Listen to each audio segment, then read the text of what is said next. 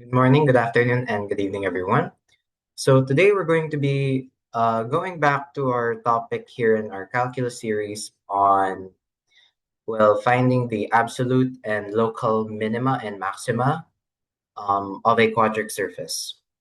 Okay, so we actually kind of stopped, um, or just to briefly recap what we did.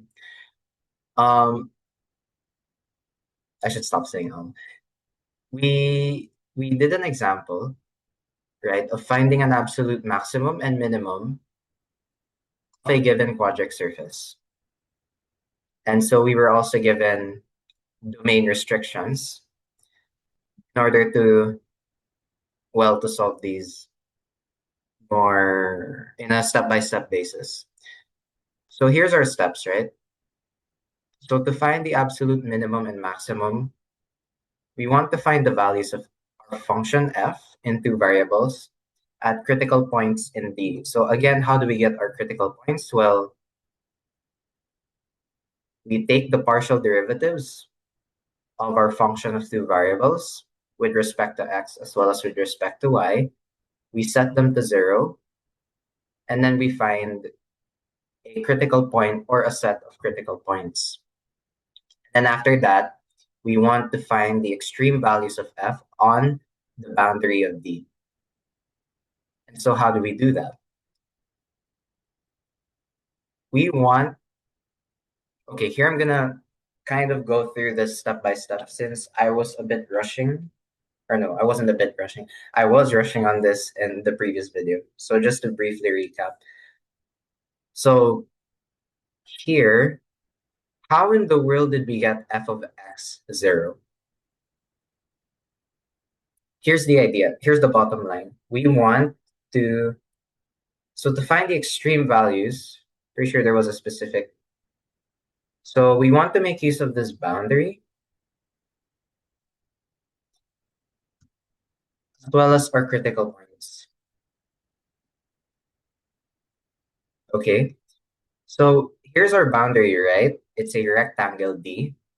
It has an area of D, and it has four sides, L1, L2, L3, L4. So here, when we look at f of x 0 is equal to x squared, we're actually setting y to 0.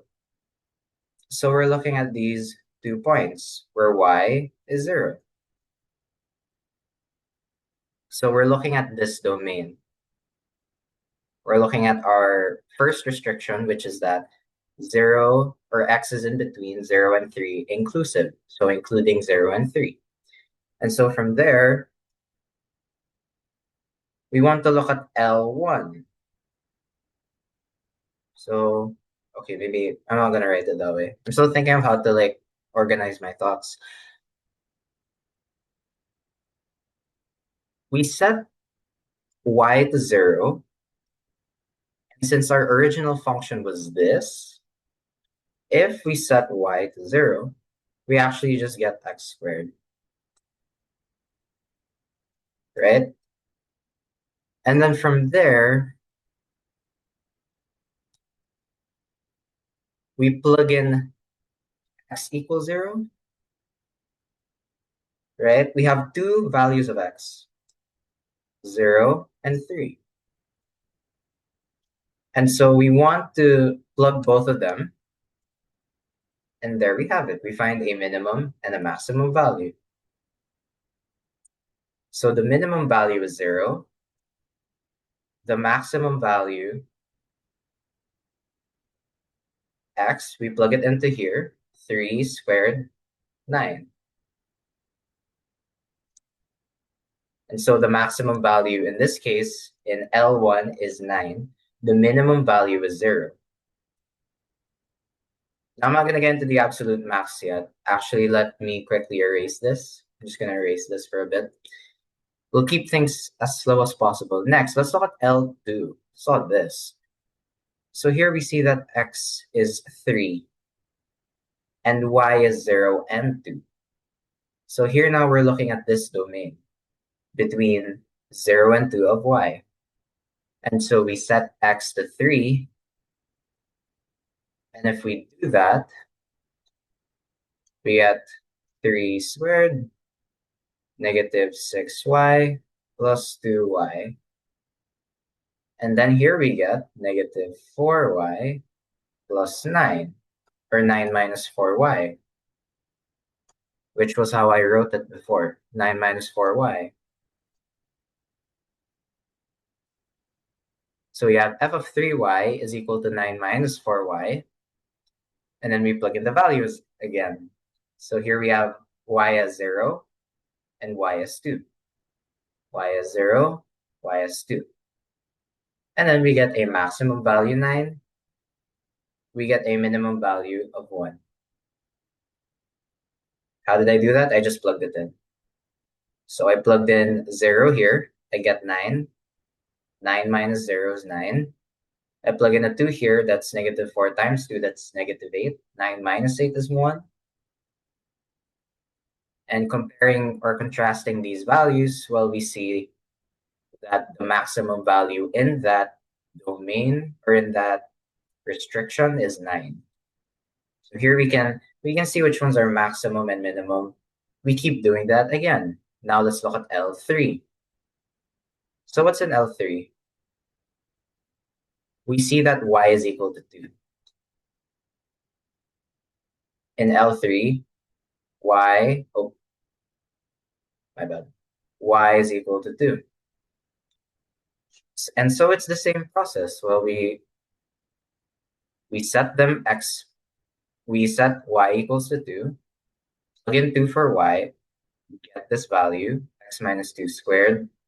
Let's see. So this is x squared, y is 2, right? So I plug in 2 here, I plug in 2 here. And so from there, I get x squared minus 4x plus 4. Here I get x minus 2 squared. Perfect square. There it is, x minus 2 squared. I hope it's making sense so far. And then from there,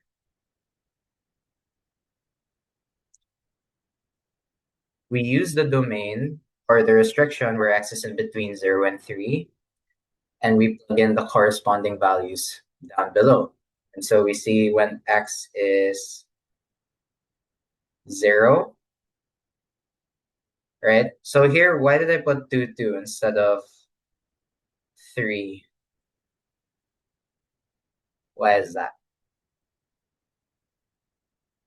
I could do it, but the thing is, one of them is actually equal already. So I'm saying that 3, 2 is equal to 2, 2, if I'm not mistaken. Oh, wait, no. Oh, why did I put 2, 2 here? Or did I just mess up? F of 2, 2. If I plug in a 2 here, I get 0. If I plug in a 0, I get 4. So why 2, 2? Why not 0, 2, and 3, 2? 0, 2, well, because it's this. 3, 2, huh. I would get 1, because 3 minus 2 is 1, 1 squared is 1. But here I chose, that's interesting. This is for L3. But let me label it real quick. So this is for L1, L2, and I'm assuming this was for L3. And then this one's for L4.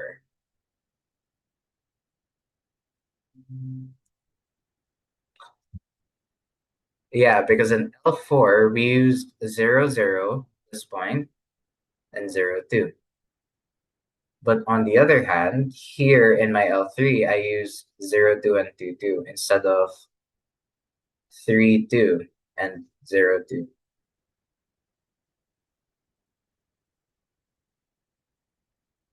I'm gonna double check my textbook to see. Let me just take a quick peek at why I did that exactly. Okay, so I did use f of 2, 2.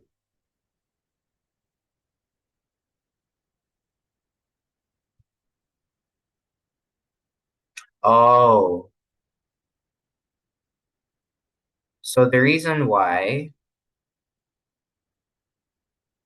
if we notice, this is actually a quadratic. And so how do we get the general formula for, or how do we get the minimum of this quadratic function? We have some ways where we can do it. One of the ways is just looking at this pretty much and converting it to some vertex form or something. But if we plot this in a graph, if we think of it as a one variable function, the moment we plot this in a graph, pretty sure this was x squared minus 4x plus 4. Okay, I actually can't plot this because I don't know how it looks like. But there is a formula to get the minimum and maximum, and that is it's either to use vertex form.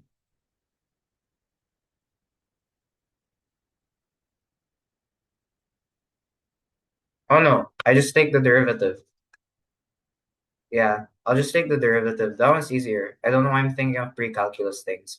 I'm gonna take the derivative and set to 0, right? Because if I was give this looks like this, but I just don't know which part of the coordinate. It's a concave of parabola,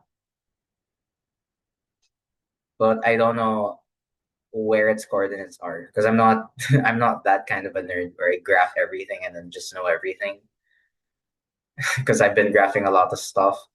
No, I don't. I don't graph a lot of stuff. So what I would do here is just take the derivative because that's what I know.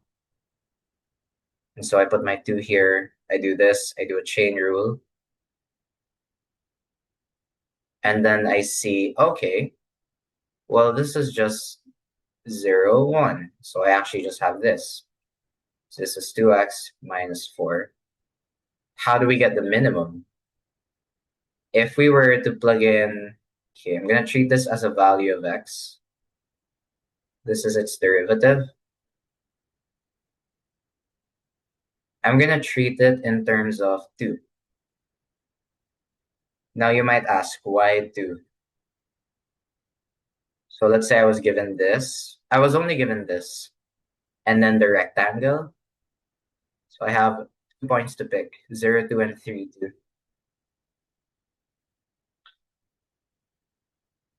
I could pick 0. Actually, no, I don't need to. I just have to see where its derivative is 0. Because that's when the slope of the tangent line, or the tangent line in general, that's when the tangent line at that particular x coordinate is horizontal. And then from there, I get 4 is equal to 2x. I get x is 2. And then from there, I plug in that value. X equals 2, I plug it back here to find my y value.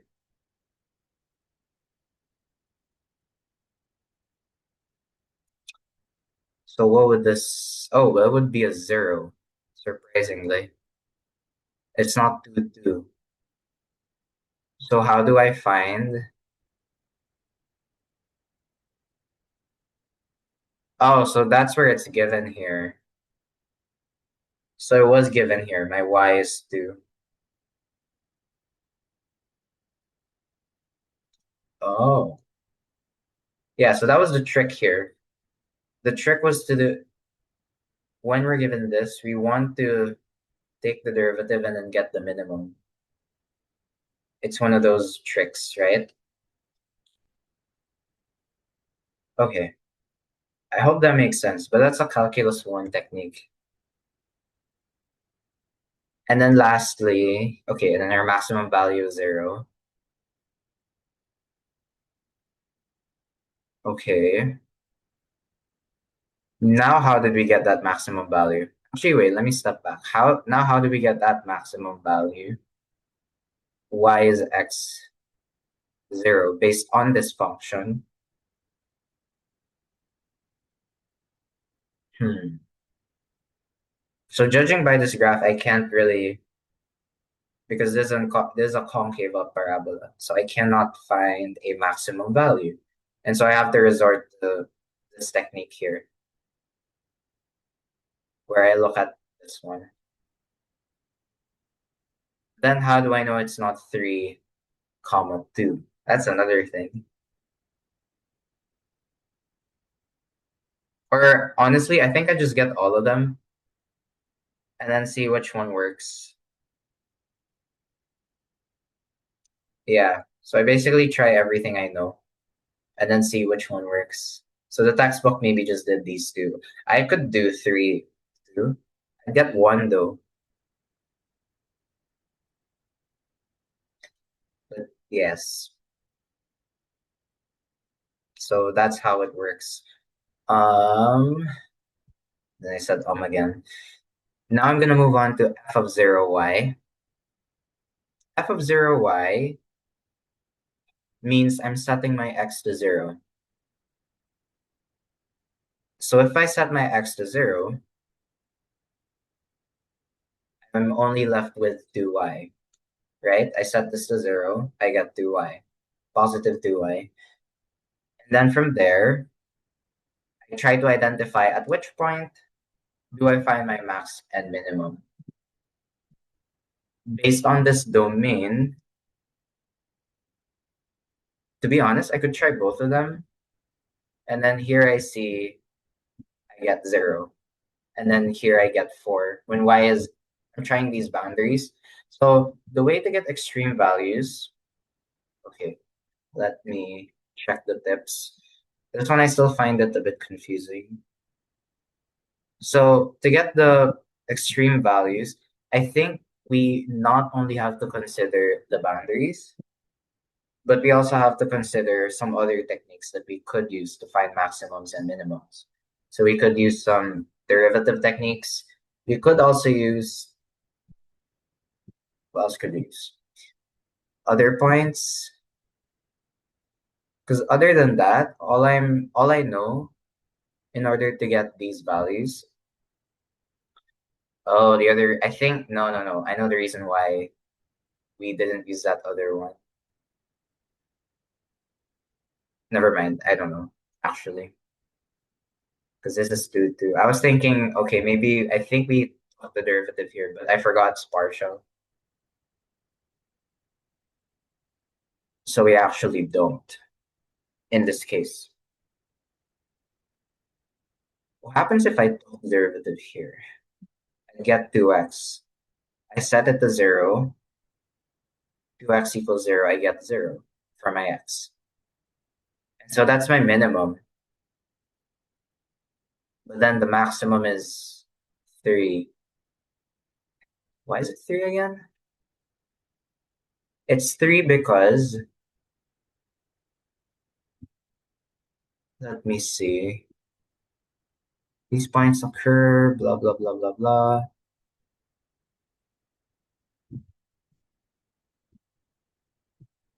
Oh, it's really just that. The only explanation was this is an increasing function of x. So its minimum value is at that particular point of the function, f(0, which is 0. And its maximum value is f of 3, 0, which is equal to 9.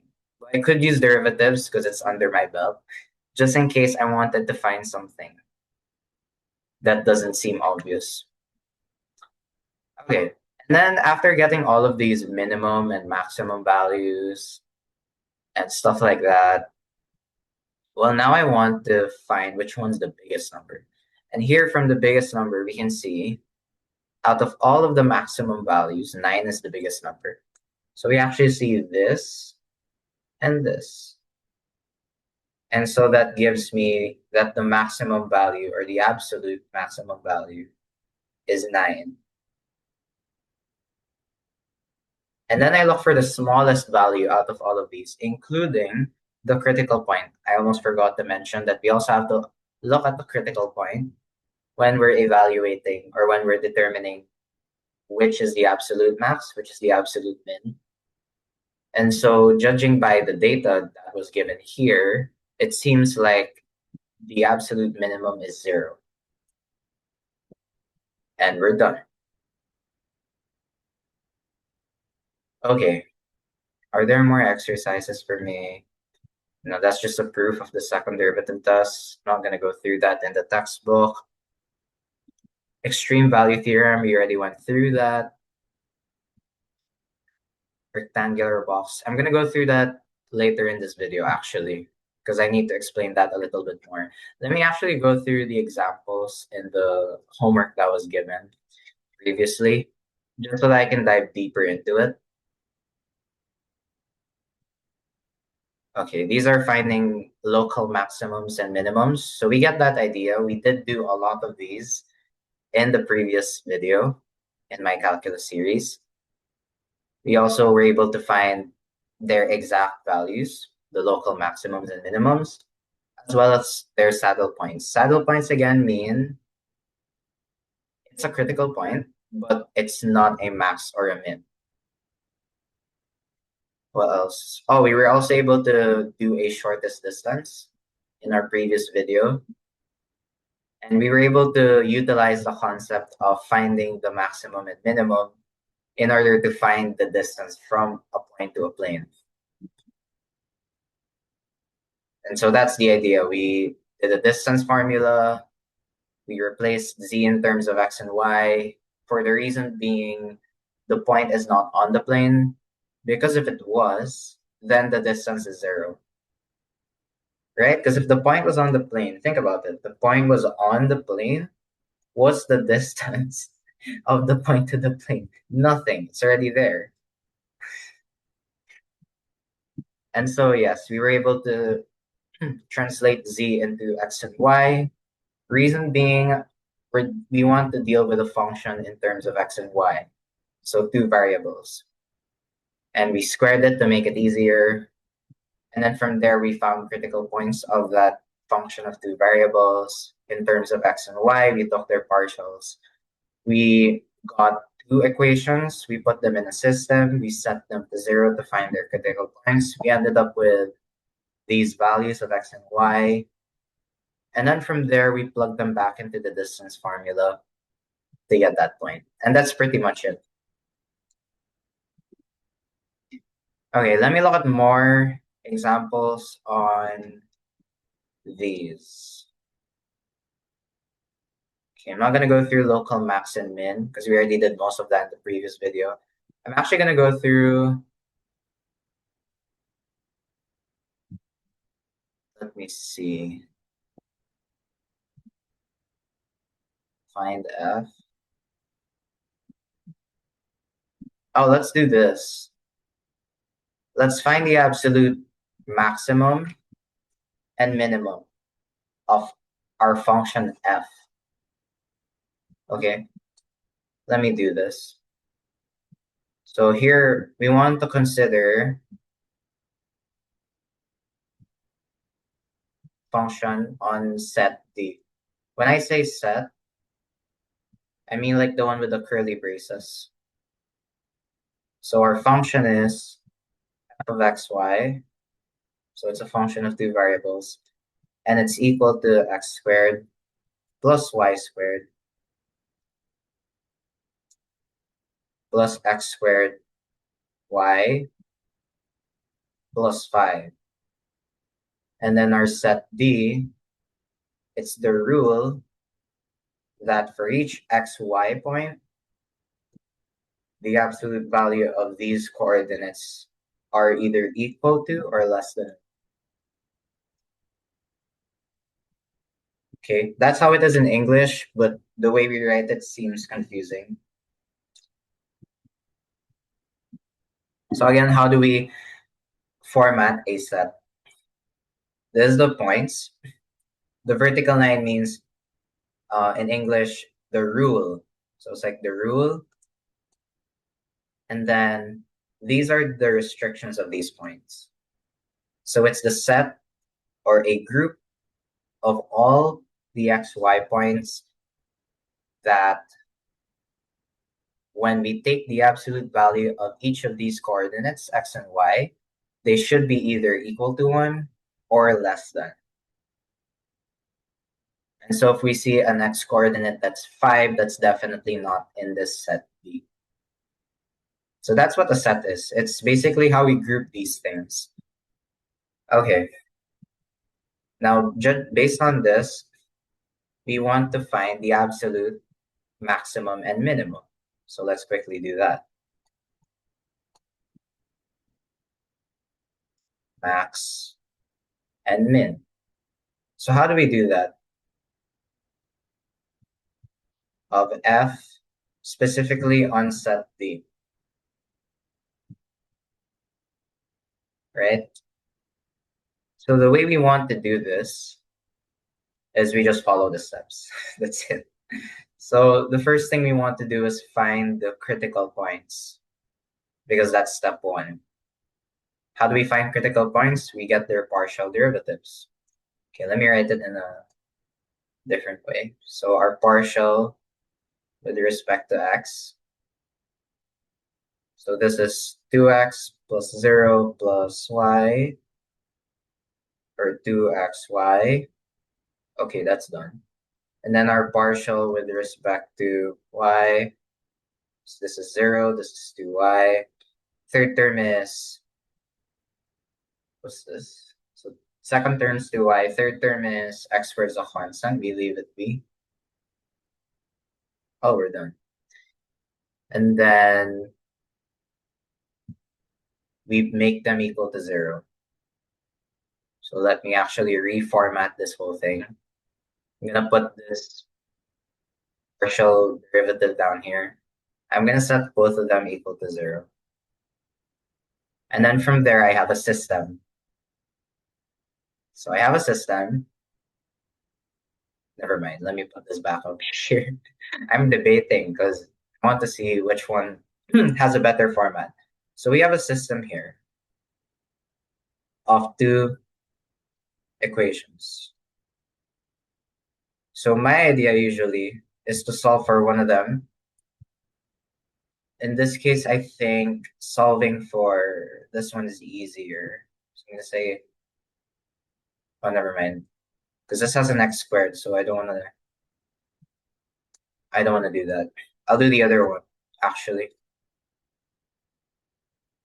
Let me do this.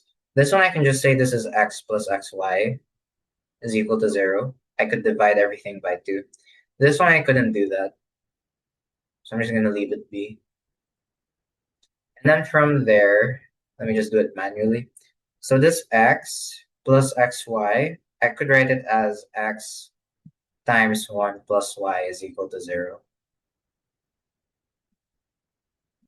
Right?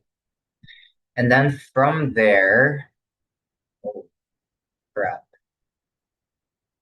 Because then it's equal to 0, so I don't know.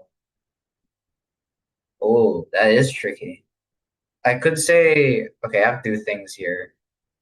I can see my x being 0, and then I could see my 1 plus y being 0. So here my y is negative 1. And then from there, I plug both of them in the second equation. Right, so if I plug both of them in, so here okay, I kind of zoomed in. So here I see, okay, my x is 0, my y is negative 1. I'm going to try both of them and plug them in here in the second equation. So my y is negative 1, 2 times negative 1. I replace y with negative 1. I replace x with 0 with 0, so is equal to 0. And apparently this doesn't satisfy the equation because this is -2 equals 0. So that doesn't work.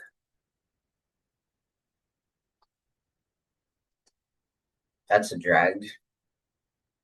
So how do we do this? Or we actually can't. Each segment. Find the value of f at this critical point. Because I need to consider the domains? Question mark. I think what we could have tried before, if this doesn't work, let's just try 0 and 0. Does it work? If we make all of them 0, oh my god, it works. So that's the only critical point that works. I just realized we could do that. So we next time is we try plugging in 0, see what happens. It kind of works. So critical point in this case, and I think the only one is 0, 0. And then from there we find the extreme values.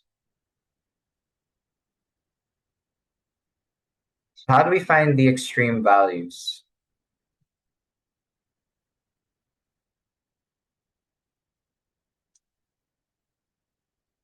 Well, here we were tasked to look at specific y and x values.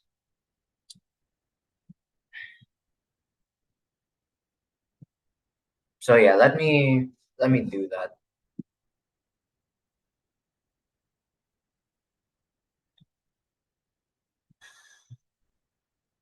Oh yeah, this is tricky actually. So I can't find, yeah, here we're looking, if we look at the boundaries, when we're looking for extreme values, these are absolute values. So I guess immediately we can look at values when x and y are equal to 1. So we can do that. And similarly to our example here, what we did was we're given these boundaries of a rectangle. And then um, once we found the boundaries of each coordinate, we just set them here to our original function. So in other words, it's really all about finding the domain or working with the domain. And then we get some minimum and maximum values out of it. So that's what I'm trying to do. I'm trying to gauge a pattern here because that's usually what math is. You're trying to get a pattern. So here I'm going to try, okay, I have absolute values. Let me do some of these values. What happens when x is -1? What happens when y is -1? What happens when x and y are both 1?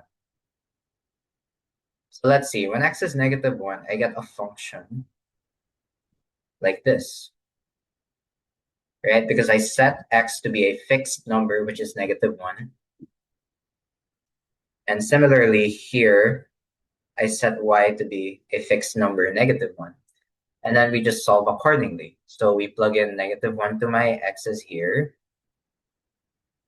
So this is 1. So there's actually just 1 plus y squared plus y plus 5. Y squared plus y plus 6.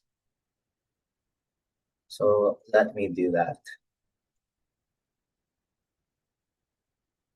Done. And then once I do that, now I find minimum and maximum values here. Are there any? How do we do that?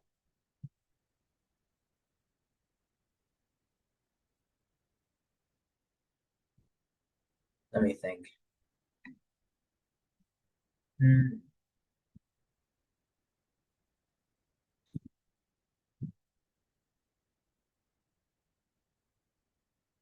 So given this value, seems as though I got 6 for some reason. Do we just take the derivative or something? I don't think we do. Why would I set y to 0? Also doesn't make sense. Let me see what I did here.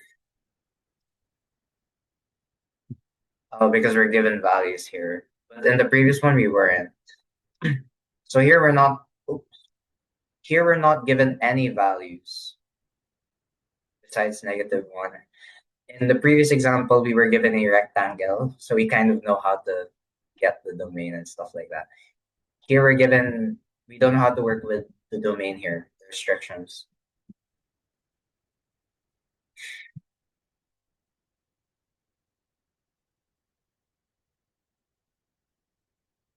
Okay, what I would do, take the derivative, as simple as that.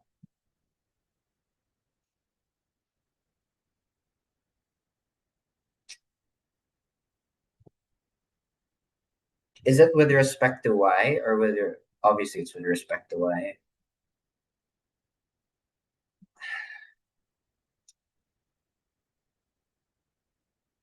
So let me just do that. This is 2y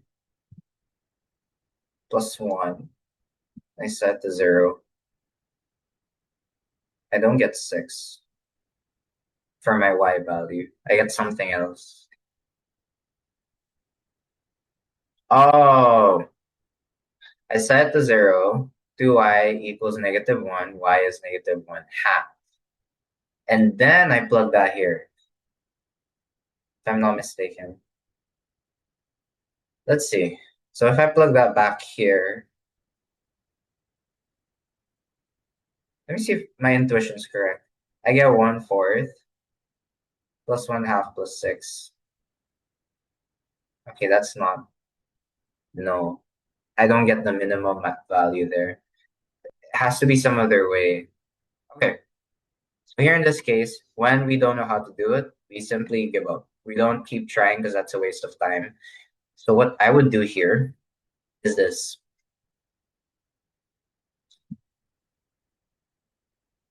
I would go to Gemini. No, seriously, that's what I would do. So here we're considering a function of set D, and then we want to find its absolute max and min. So let me quickly do that. And then we just get the ideas from there. We see, oh, this is a way to do it. Okay. How do I do this? Find the find the following derivatives. Um, Let me erase that.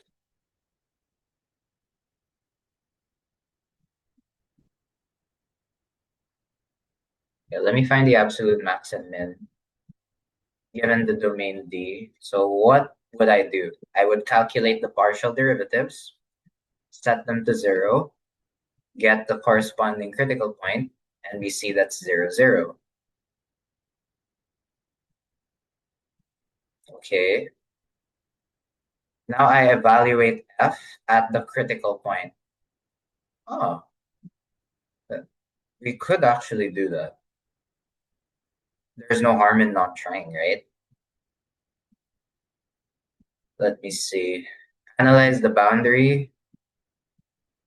So case 1 is when x is equal to 1. Or let me see when x is equal to -1. I get y squared plus y equals plus 6. So here. And then,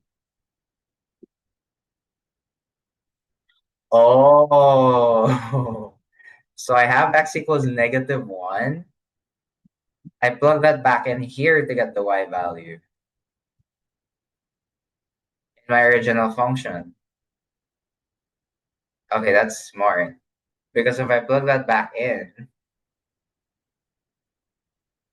actually, no, I can't. Why am I on? How does it know? That's another thing I was thinking of. How would you know the corresponding y value? if I plug in a 1 here, -1 even, 1 plus y squared plus y plus 5, and I don't have anything for y, how does that, how does that work? Oh, so I guess I get the points first. They're all y is equal to 1. That's another thing. Okay, so I guess there's just no other way around it. We just make y 1 everything. Then why don't we make y -1? Oh, because we get the absolute value. How does it know though? Yes. Analyze the boundary. So here are the four cases: when x is 1, when x is -1, when y is 1, and when y is -1.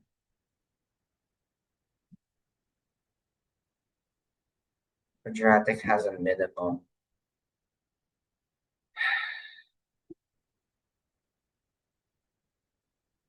Oh, I get this function. It's a quadratic. So how do I get the minimum? I can get the minimum here. I set this to 0, right? I get the quadratic or the derivative. So this is 2y plus 1. Oh, but then what am I doing? But then I get,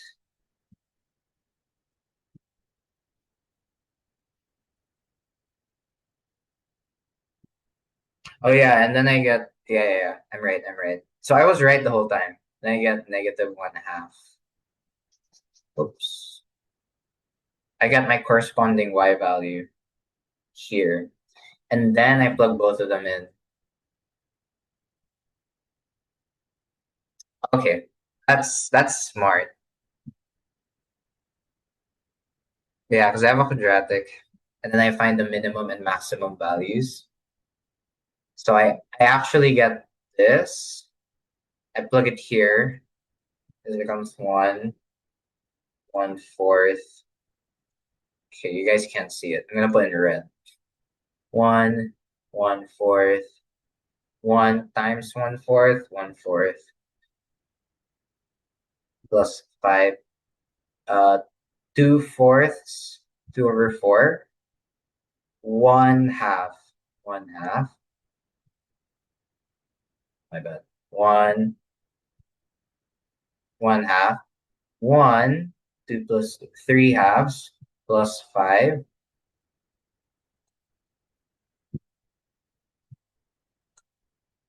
3. I'm writing on red. What? 3/2 plus 5. 5 is 10/2. 3/2, 13/2. That's not. Oh no. Did I mess up something again? Because here I get, oh, 13/2. 13/2, which is 5.70. Oh, it's not. Oh my goodness. Did I mess something up again? Yeah, I probably messed up something again. Or my function is just wrong. It's either that. Also another thing. Oh no, it's what? Am I brain dead? Wait, wait. So here I have, let me just type it all in. So I have x squared plus y squared plus x squared times y plus 5. Okay, and then I plug in my -1. Okay, I'm just gonna plug all of it in. Let's see if, because I'm -1 squared. Oh, because this was a negative. Okay, so here I got 1 plus 1/4 plus 1 or -1/2. Okay, here I think I can confidently do this. Plus 5. I get, okay, let me do this. I'll put all of them in terms of 4. Why not? 4 over 4, 1 over 4, 2 over 4, 20 over 4. I get 4 plus 1, 5 minus 2, 3 plus 20, 23 over 4. 23 over 4 should be that number. Okay, 5.75. So I do have to do that. That whole process of doing that just to find the minimum and the maximum at each case. So I get that value. Cool. So 5.75. This is I don't know. I haven't found it yet. And then from there, what do I do now? Let's say I do find it.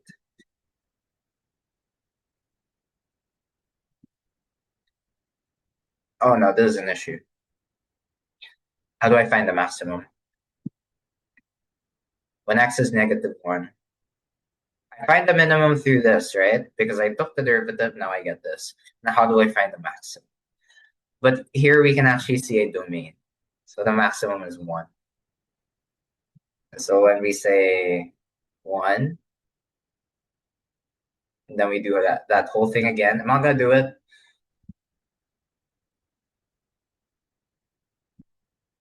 Oh, f of 1, 1. That's interesting. Oh no, never mind. My bad. Yeah, and this is 8. And then we basically do the same thing for all of them, right? So here, let me do all of the x first. So I think it's easier to do all of the x first before getting into the y. So when I do my f of x1, then again, I plug it in here. Okay, I get x squared plus x, what? X squared plus x squared plus 5. So 2x squared plus 5, question mark? When x is 1. What am I doing? Oh, shoot. So this is 1. There we go. That's why I was so tripped off. Okay, and then we plug in 1 for x. We get 1, 1. Yes. So we get y squared plus y plus 6 again. So we actually get the same thing again, right? And so it should, honestly, it should just be the same thing, right? So when we take the minimum, we take its derivative, we see it's y equals -1/2. We go ahead and plug it in. Or in this case, my x is now 1. So I do that, I get 5.75. As simple as that. And then I do it again. So my f of 1 and 1 is 8. So here, okay, right? And then I do it again. So this time I'm going to go to my y value. So my y is -1. And when my y is 1. So here I do this. My x and -1 for my y, right? And then I look at my original function. So I plug in y as -1. And I see I get this. I get 5. That's surprising. Or no, my bad. There I have an x squared. If I make this -1, what's this? X squared plus 1. Oh, and then here I have minus x squared plus 5. What? Am I wrong? Or is there something I can't see? Right? Because -1, I plug in my y, I get 1. So x squared plus 1. Here, I plug in the -1, I get minus x squared, and then I get plus 5. So how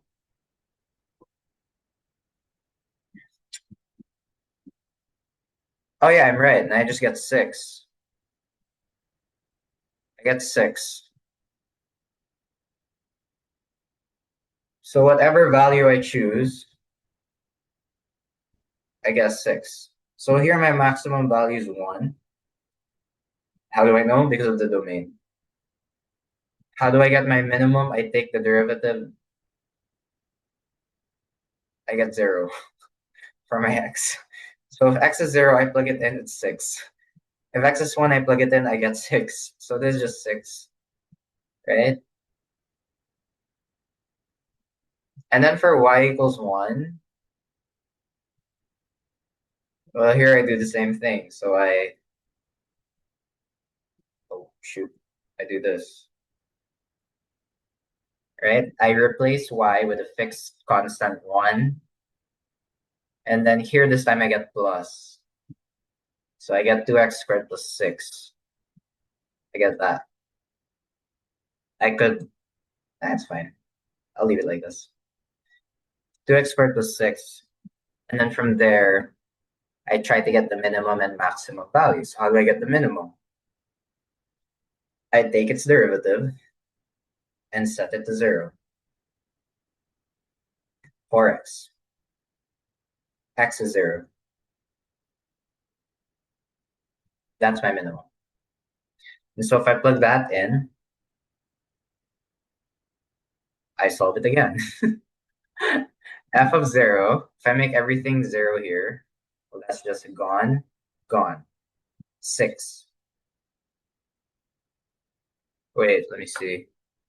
Yeah, because it's 1 plus 5, so that's just 6.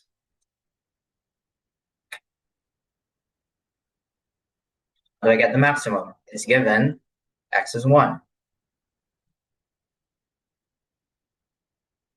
Plug it in. Oh, we already have that. F of 1, 1 is 8. Boom. So my maximum value is 8. My minimum value is 5.75. Oh, I forgot to solve my critical point. Oops. If I solve my critical point, that's 5.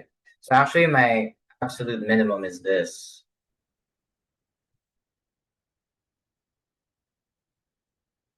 Then my absolute maximum is this.